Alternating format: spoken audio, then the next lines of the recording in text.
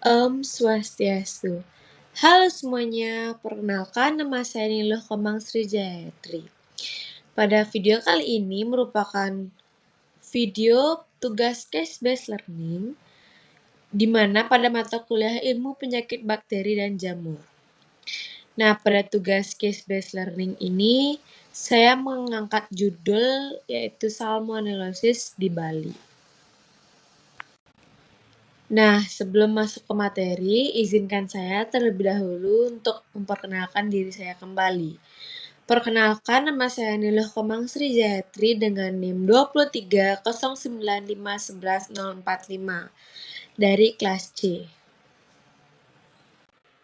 Latar belakang dari studi kasus kali ini yaitu bakteri Salmonella adalah bakteri gram negatif yang berbentuk batang dan termasuk ke dalam famili Enterobacteriaceae.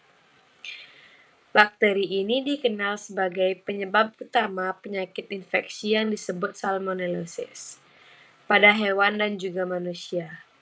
Salmonella ditemukan di usus manusia dan juga hewan, serta sering terkontaminasi dalam makanan terutama produk hewani seperti daging, telur, dan juga susu yang tidak diolah dengan baik. Wabah salmonellosis pada peternakan ayam di Bali. Pada awal tahun 2024, beberapa peternakan ayam di kawasan Tabanan, Bali melaporkan kasus kematian mendadak pada ayam broiler dan juga petelur. Ayam yang terinfeksi menunjukkan gejala demam, diare hijau kekuningan, lesu, dan juga penurunan produksi telur pada ayam petelur. Setelah pemeriksaan lebih lanjut oleh Dinas Peternakan setempat, penyebab infeksi ini diidentifikasi oleh Salmonella, bakteri penyebab penyakit salmonellosis pada unggas. Adapun beberapa gejala klinis yang pertama yaitu diare. Ayam yang terinfeksi menunjukkan diare berwarna hijau kekuningan yang berbau busuk. Kemudian yang kedua, penurunan nafsu makan. Ayam yang tampak tidak aktif dan kehilangan nafsu makan mengakibatkan penurunan berat badan. Yang ketiga yaitu kematian mendadak.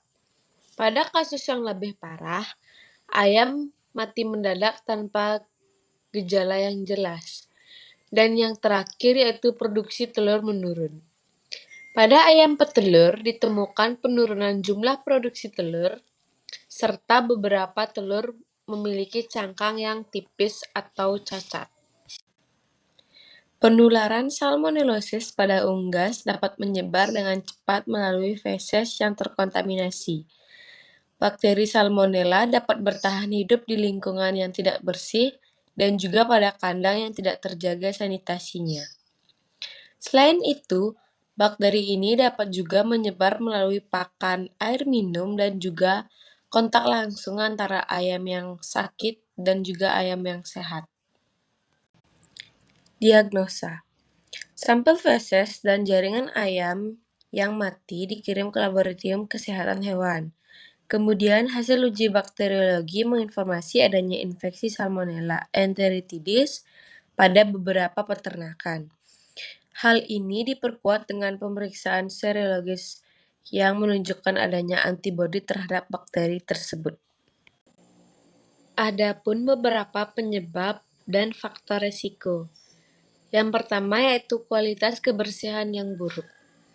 Lingkungan kandang yang tidak terjaga kebersihannya mempercepat penyebaran bakteri. Dan juga kotoran yang menumpuk menjadi sumber penularan utama. Yang kedua yaitu pengelolaan pakan dan air minum yang kurang steril.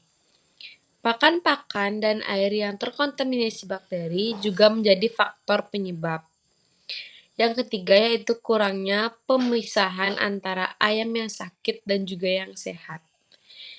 Penanganan ayam yang terinfeksi secara lambat memperburuk penyebaran infeksi ke seluruh peternakan. Adapun beberapa cara penanganan dari studi kasus kali ini. Yang pertama yaitu isolasi unggas yang sakit. Langkah pertama yang dilakukan adalah mengisolasi ayam yang terinfeksi dari kawasan sehat. Yang kedua yaitu perbaikan sanitasi kandang. Pembersihan rutin dan penyemprotan disinfektan pada kandang dilakukan untuk membasmi sisa-sisa bakteri. Yang ketiga yaitu pengobatan dengan antibiotik. Diberikannya pengobatan antibiotik berdasarkan hasil uji resistensi terhadap suatu bakteri Salmonella.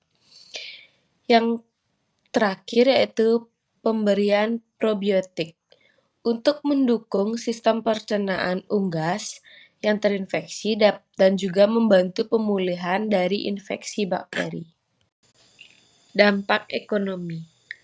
Wabah salmonellosis ini menyebabkan kerugian yang cukup besar bagi peternak, terutama akibat tingginya angka kematian ayam dan penurunan produksi telur. Selain itu, biaya tambahan yang harus dikeluarkan untuk pengobatan dan juga peningkatan sanitasi kandang yang juga berdampak pada keuntungan peternak. Dan yang terakhir yaitu adapun solusi dan tindakan dari studi kasus kali ini.